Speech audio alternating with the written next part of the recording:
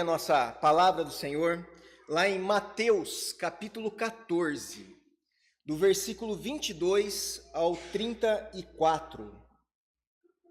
Mateus, capítulo 14, do versículo 22 ao 34. É um texto bem conhecido de todos, onde vamos ter mais uma vez a oportunidade de estar ouvindo esse texto e como a palavra de Deus, ela se renova a cada dia, ela vai se renovar o nosso coração. Todos acharam? Amém. Eu vou ler o texto.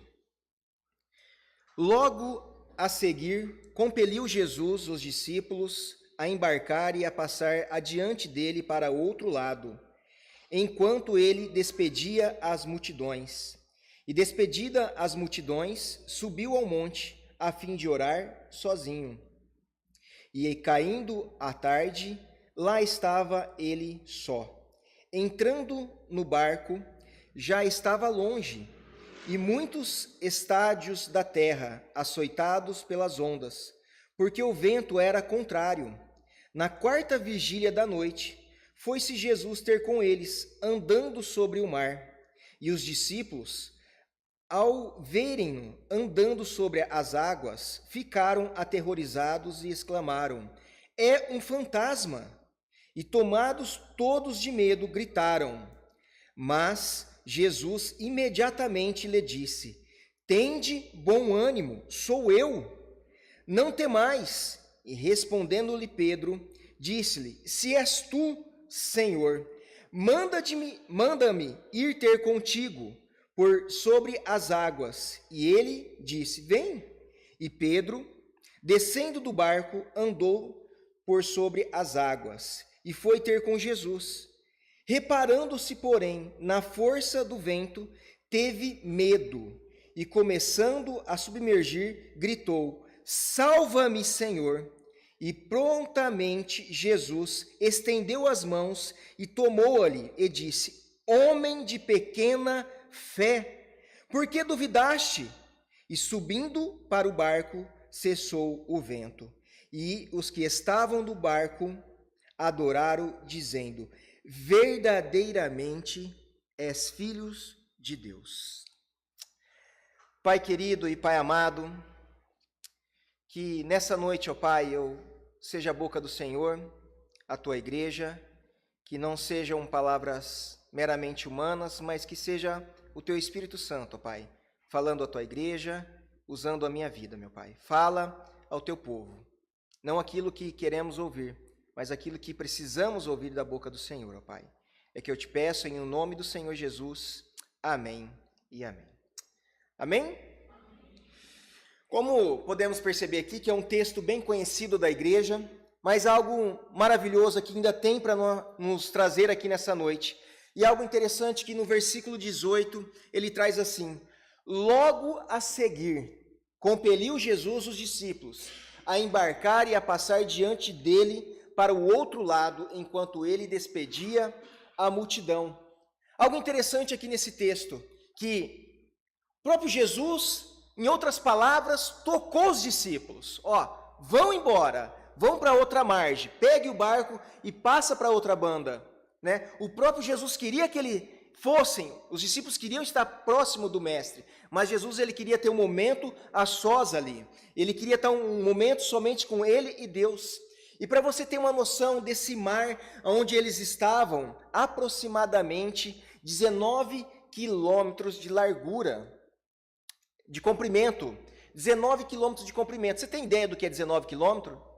É como se fosse daqui até Félix, Monte Alto, né? Aproximadamente até Monte Alto, 19 quilômetros aí. E de largura, 13 quilômetros. Então, para você ter uma dimensão desse mar, que na realidade era de água doce. Então, eles estavam navegando, os seus discípulos, naquele pequeno barco. E algo interessante que, vamos abrir um pouco aí atrás, em Mateus capítulo 8, versículo 23. Volta aqui uns textos atrás aí. Mateus capítulo 8, versículo 23 ao 27, diz assim, E então, entrando ele no barco, seus discípulos o seguiram. E eis que sobreveio no mar uma grande tempestade, de sorte que o barco era varrido pelas ondas. Entretanto, Jesus dormia. Mas os discípulos viram e acordaram-lhe, clamando: Senhor, salva-nos, perecemos. E perguntou-lhes então Jesus: por que sois grande bonança? E maravilharam-se os homens, dizendo: quem é este que o vento e o mar lhe obedecem? Olha só, uma outra ocasião, antes essa ocasião, os discípulos já tiveram um momento de experiência com o mestre no barco.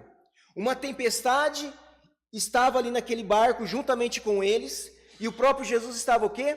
Dormindo.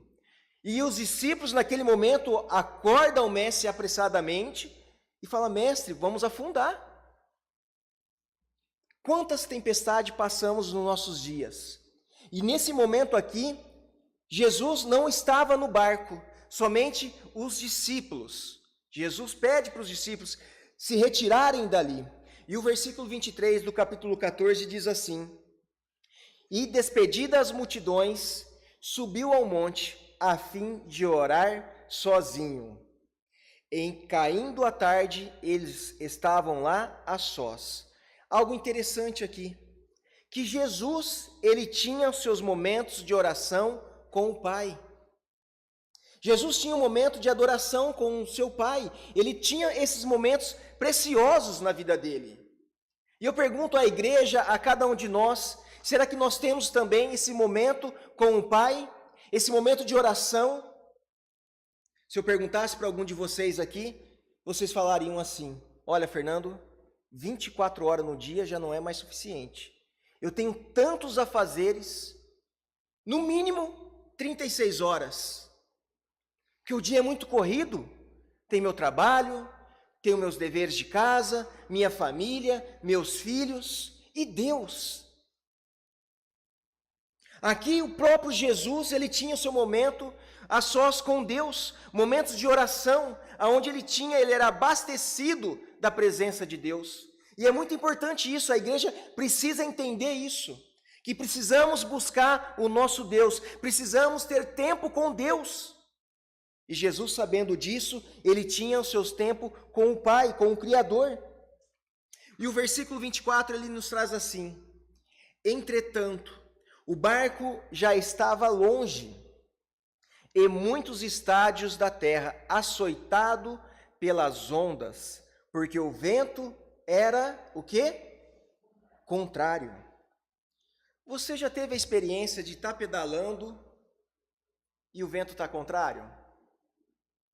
Você já teve essa experiência? Pedala e não sai do lugar. Você faz força, aquela força que você está fazendo, sem o vento você estaria muito lá na frente, mas o vento ali estava ao contrário, açoitando o barco. E não é diferente na nossa vida. O barco aqui representa a nossa vida. Já estamos caminhando bastante tempo, uma vida cristã, caminhando com Cristo. E muitas vezes essa caminhada que você está na metade do caminho. A distância de você chegar no final e a distância para você voltar para trás é a mesma. E quantas vezes nós queremos voltar para trás? Quantas vezes na nossa vida queremos desistir daquilo que Deus colocou na nossa vida? E é interessante aqui que somos açoitados pelas adversidades da vida, somos açoitados pelos problemas que surgem na nossa caminhada cristã. E esses problemas são o quê? Muitas vezes é uma doença inesperada, é o desemprego, é o medo de ficar sozinho,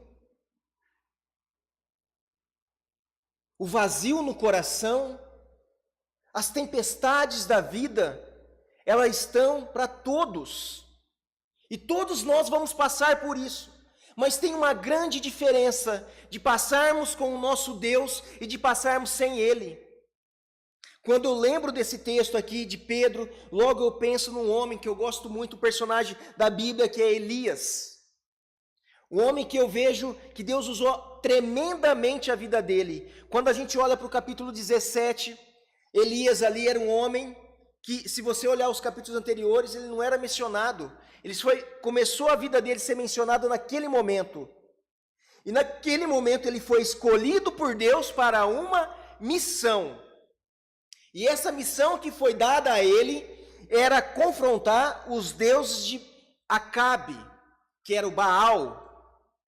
Baal, naquele contexto ali, ele era adorado pelo Deus da fertilidade, que mandava as chuvas para os campos. Ele era adorado para isso. Era o Baal ali, aquele povo adorava aquele Deus.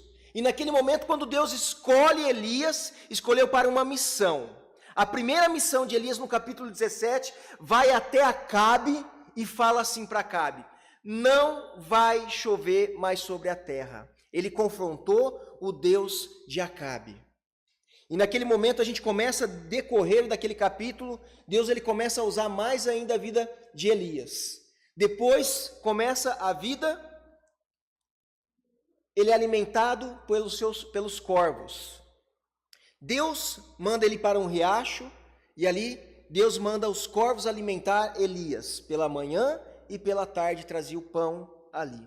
Ele era alimentado. Depois Deus seca ali o rio e manda ele até uma viúva, a viúva de Serepta. E naquele momento Deus faz um milagre ali também usando a vida de Elias, multiplicando a farinha e o azeite. Depois que Deus multiplica, acontece algo ali naquela família. Aquela viúva que tinha somente um filho, morreu o filho. E ela vai e acusa o profeta: que tenho eu contigo, profeta, homem de Deus? E naquele momento o profeta vai lá, ora e clama a Deus e ressuscita aquele filho. Começa a ver essa cena do profeta Elias, um homem que confrontou Acabe, confrontou Baal, falando que não ia haver mais chuvas, e depois ele é sustentado pelos corvos, depois multiplica a farinha, e depois ressuscita um filho da viúva, e no capítulo 18, há algo maravilhoso aqui também, que ele entra em um confronto com os 450 profetas de Baal. Elias chama Baal: vamos fazer aqui vamos fazer um confronto.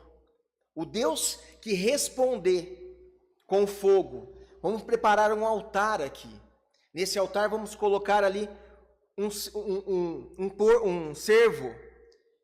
E naquele momento Elias confronta Acabe. E ali a gente sabe o decorrer da história que Deus respondeu ali, Baal não respondeu. Olha só tudo que milagre que aconteceu na vida de Elias. Deus usando a vida de Elias. E no capítulo 19, algo impressionante.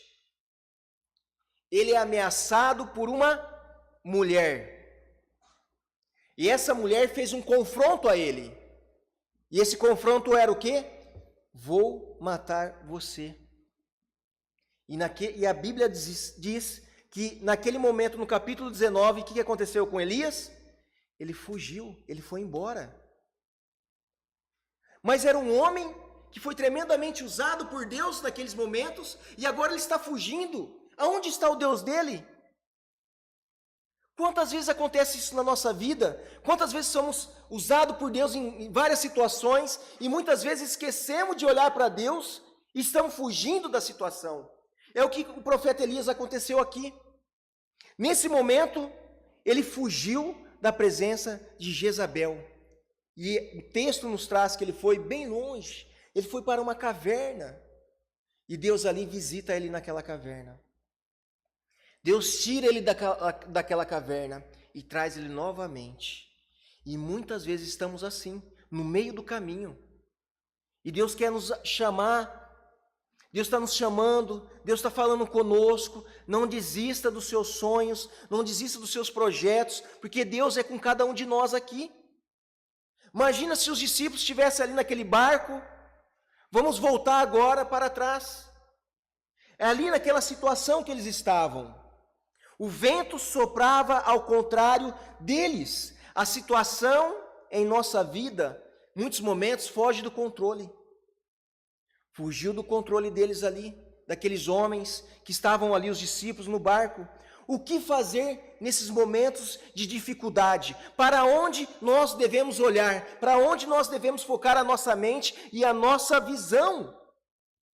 Algo interessante aqui, que eu gosto muito desse texto também, lá em Abacuque capítulo 3, versículo 17 ao 19, diz assim: mesmo não florescendo a figueira, não havendo uvas na videiras, mesmo falhando a safra de azeite, não havendo produção de alimentos na lavoura, nem ovelhas no curral, nem bois no estábulo, ainda assim eu exaltarei o Senhor e me alegrarei no Deus da minha salvação. O Senhor é soberano, é a minha força, Ele faz meus pés como os do cervo, faz-me andar em lugar. Ele deu nosso foco. Mas você tem que estar o seu foco na presença de Deus. Você tem que declarar essas palavras, declarando quem é Deus na sua vida. Claro, o Deus da minha salvação, o Deus que eu sirvo. E devemos declarar isso na nossa vida. Assim, e no quarta vigília da noite, foi Jesus ter com eles, andando sobre o mar.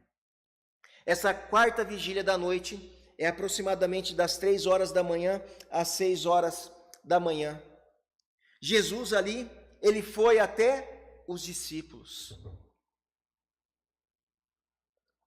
Eu vejo algo maravilhoso nesse versículo aqui. Foi Jesus ter com quem? Com eles. E o que Jesus fez aqui? Ele pegou um outro barco para chegar até os discípulos? Não, foi algo sobrenatural.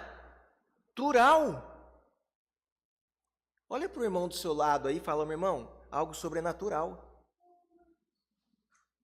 Jesus, ele é o mesmo ontem, hoje e eternamente. Você crê nesse Jesus sobrenatural? Você crê, igreja? Temos que crer nesse Deus. Jesus fez algo sobrenatural, ele andou sobre o mar, sobre as águas ali naquele momento, para ir até onde? Para até os seus discípulos. Jesus, ele faz algo sobrenatural para as nossas vidas. Jesus fez algo sobrenatural na cruz, pela minha vida, pela sua vida. Ele se entregou ali, nos tirando do lamaçal do pecado e nos colocando na sua maravilhosa luz. Algo sobrenatural que ninguém pode fazer, somente Cristo. E Ele fez por mim e por você. Esse é o Deus que servimos. Esse é o Deus que a igreja serve. É o Deus absoluto. É o Deus onipotente que pode todas as coisas. É o Deus onisciente que sabe tudo. E é o Deus onipresente que está em todo lugar da sua vida. Deus estava naquele momento. Deus está nos momentos difíceis da sua vida. Muitas vezes o inimigo ele vem na nossa mente. Muitas vezes estamos fracos sim. Mas preste uma atenção, você pode estar fraco, mas você serve um Deus forte. Você serve um Deus todo-poderoso. Nos momentos de dificuldade, clame a Deus. Ele é onipotente, Ele é onisciente, Ele é onipresente. Me lembro também de um texto que eu gosto muito. Jeremias, capítulo 1, dos versos 4, eu vou ler esse versículo. Ai, a mim me veio, pois, as palavras do Senhor dizendo: antes que eu te formasse no ventre, eu te conhecia. E antes que saísse da madre, eu te consagrei e te constituí por profetas das nações. Então lhe disse eu: ah, Senhor Deus, eis que não sei falar, porque não passo de uma criança. Mas o Senhor me disse: não digas, não passa de uma criança, porque a todos que eu te enviar irás, e tudo quanto eu te mandar falarás. Não temas diante deles, porque eu sou contigo para te livrares, diz o Senhor. Meu irmão, Deus é comigo, Deus é com você. Você precisa entender isso na sua vida. Qual é o seu projeto? Que é um projeto, é a família. Projeto de Deus para a sua vida. E quantas vezes o inimigo tem querendo te derrubar? Invista nesse projeto que Deus te deu, a família. É um bem precioso de Deus. Ore pelo seu marido, ore pela sua esposa, ore pelos seus filhos, clame a Deus. Você tem uma empresa? Ore a Deus. Peça sabedoria a Deus. Ah, mas eu não sei administrar. Peça sabedoria a Deus. Clame a Deus. Está passando por uma dificuldade? Clame a Deus. O profeta Jeremias, ele foi escolhido por Deus e a primeira desculpa que ele deu: ah, Senhor, eu sou apenas uma criança. Meu irmão, para de dar desculpa para Deus. Se Deus te escolheu, é Ele que vai te capacitar. É Ele que vai dar as ferramentas certas. E quando olhamos para esse momento tão maravilhoso na vida dos discípulos, no versículo 26, lá de Mateus, diz assim: Quando viram andando sobre o mar, ficaram atemorizados e disseram: é um fantasma, e gritaram de medo. O medo é um estado emocional que surge em resposta à consciência perante uma situação de evento perigoso. A ideia de que algo ou uma vida de alguém faz com que o cérebro ative involuntariamente uma série de dispositivos químicos que provocam reações que caracterizam o medo. Quer ver o medo fácil? Assiste um filme de terror. Você sozinho à noite. Ai, se bater a porta. O que acontece? O coração dispara. Alguns correm, alguns gritam. Era a situação que os discípulos estavam enfrentando ali. Primeiro, vento ao contrário. Eles estavam no barco. E algo interessante aqui, meus irmãos. Os discípulos, a maioria deles era o quê? Pescadores. Eles entendiam de mar. Eles entendiam de tempestade ali também. Mas o que estava acontecendo ali era algo sobrenatural. Era uma tempestade mais forte do que eles tinham visto. Eles estavam todos atemorizados, todos com medo. O medo de perder, o medo de morrer, o medo de perder o barco. Eles estavam atemorizados. E a palavra medo provém do termo latim metus, que trata-se de uma perturbação angustiosa perante um risco ou ameaça real ou imaginária. O conceito também se refere ao conceito de ou a apreciação que alguém tem de que vem acontecer algo contrário àquilo que pretende. O medo nos faz coisas loucuras. Talvez o medo é coisa boa. Talvez o medo de você ver uma cobra ali e você não chegar até ela porque ela é venenosa. Mas muitas vezes o medo tem rompido a sua vida. Algo quando eu vejo a vida de Jó. Todos nós conhecemos a história de Jó. Um homem temente a Deus, um homem que estava toda a sua vida, ela era temente, a sua família, ele ofertava ali ao Senhor. E algo aconteceu na vida dele que o inimigo ali foi até Deus e queria arrancar a vida dele, mas Deus falou: não, a vida dele você não toca, pode fazer todas as coisas. E a gente sabe o que aconteceu. Durante um período, Jó sofreu demais. Jó teve medo também. Jó sofreu muitas aflições ali, os seus amigos acusando ele que ele tinha cometido um pecado.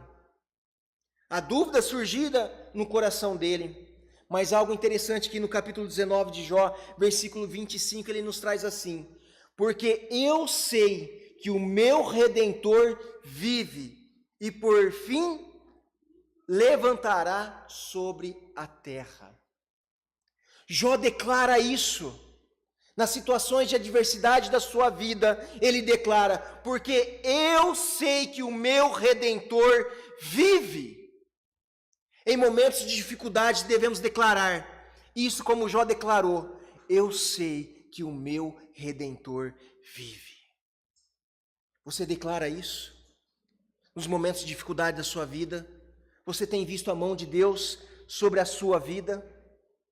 No versículo 27 ele nos traz assim: mas Jesus imediatamente lhe disse: tende bom ânimo, sou eu, não temais. Olha que algo maravilhoso. Jesus, ele vai até os discípulos andando sobre o mar e vem fazendo o quê? Colocando mais medo? Não. Jesus aqui naquele momento ele declara o quê? Tende bom ânimo, não temas, sou eu. Quantas vezes nós sentimos a presença de Deus declarando isso na nossa vida? Algum momento da sua vida que você passou e você sentiu aquela paz no coração, o Espírito Santo de Deus ministrando na sua mente, ministrando no seu coração, e você vendo: Deus, obrigado, porque é o Senhor no controle de todas as coisas. E nesse momento aqui ele declara para os discípulos: não temas. Jesus estava, em outras palavras, dizendo para os discípulos, encorajando eles ali. João capítulo 16, versículo 33 diz assim: eu lhe disse essas coisas para que em mim vocês tenhais paz, mas neste mundo vocês terão aflições. Contudo, tenham ânimo, eu venci o mundo. Jesus estava declarando ali para os discípulos: no mundo vocês vão ter muitas aflições, você vai passar por muitas coisas, mas algo interessante que Jesus ele nos traz aqui também: tem de bom ânimo. Irineu, tem de bom ânimo. Eu venci o mundo. Jesus declarando isso para a igreja, para mim e para você. Ele venceu. E não é uma qualquer vitória. É a vitória que ninguém seria capaz, mas Jesus venceu. Meu irmão, essa é a alegria que temos que ter no nosso coração. É esse Deus que servimos de todo o nosso. Respondeu-lhe Pedro e disse: sobre tu mesmo? É tu mesmo? Manda-te ir ter contigo. Pedro queria mais uma prova. Algo interessante aqui. Pedro já não teve uma prova anterior com Cristo lá no barco? Quando Jesus estava dormindo, veio a tempestade também, até o vento e a tempestade. Ele não poderia ter falado para Jesus: Jesus, manda a tempestade parar aí e vem até cá. Pedro, mais uma experiência. Qual foi sua última experiência com o Mestre? Do seu... Qual foi? Muitas vezes não temos de Deus do que essa. Ele teve uma experiência, mas ele queria mais. O que aconteceu? Versículo 29. E ele disse: vem, Pedro. Descendo do barco, andou sobre as águas, teve medo. Salva-me. Aqui uma lição muito grande. Força do vento. Reparando. Em quem você tem reparado?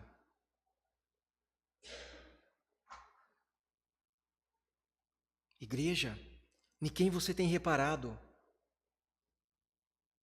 Algo muito sério isso. Jesus pediu: venha, Pedro, sobre o mar. Você vai ter a experiência do mesmo milagre que eu estou tendo aqui, andando sobre o mar. Mas algo interessante aqui. Ele estava reparando para onde? Para a força do vento. Aquilo que estava ao redor dele. Ele esqueceu de olhar para Cristo, para Jesus. Meu irmão, quando a gente focar em Cristo, a gente pode passar por qualquer dificuldade, nada vai nos abalar a nossa fé. Mas se a gente tirar a nossa visão de Cristo, o que vai acontecer? Quantas pessoas que estavam aqui na igreja, caminhando conosco, já não estão mais? Tiraram o seu foco de Cristo e colocaram num homem. Não estão mais caminhando, se decepcionaram. Decepcionaram com pessoas, decepcionaram com a igreja, decepcionaram com o pastor. Porque o foco era uma pessoa, o foco não era Cristo. O dono da igreja é Cristo, o pastor supremo. É para ele que temos que olhar, é ele que nós devemos ter o nosso foco. A atitude de Pedro, ela é maravilhosa. Ele olha para, quando ele estava afundando, ele olha para quem? Ele grita a quem? Jesus. Salva-me, Jesus. Salva-me, Senhor. E temos que clamar isso. João capítulo 10, versículo 10, ele traz algo maravilhoso. O ladrão não vem apenas para furtar, para matar e para destruir. O ladrão vem para isso, para matar, para furtar e destruir. Mas o que Jesus fala? Eu vim para que tenha vida. E tenha o quê? Em abundância, plenamente. Tenha essa abundância plenamente com Cristo. Os discípulos estavam tendo a oportunidade de ter ali a experiência com Deus. Mateus 10, 28 diz assim: não tenha medo dos que matam o corpo, mas o que podem matar a alma. Antes tenha medo daquele que pode destruir tanto a alma como o corpo no inferno. Meu irmão, temos que temer a Deus, o nosso Deus todo criador. É esse Deus que temos que nos refugiar na presença dele. E o versículo 31 ele nos traz assim: e prontamente Jesus, estendendo a mão, tomou-lhe e lhe disse: homem de pequena fé, por que duvidaste?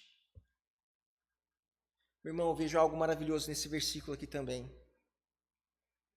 O começo dele diz algo maravilhoso. E prontamente Jesus estende a mão para Pedro e tira ele e coloca no barco. Jesus, ele quer te pegar. Jesus, ele quer colocar você no centro da vontade de Deus. E o centro da vontade de Deus, ambos para o barco, cessou o vento. Quando estamos com Cristo no nosso barco, tudo vai cessar. Vai chegar um momento na nossa vida, tudo vai cessar. Porque Cristo está no barco, adoraram, dizendo: verdadeiramente és Filho de Deus.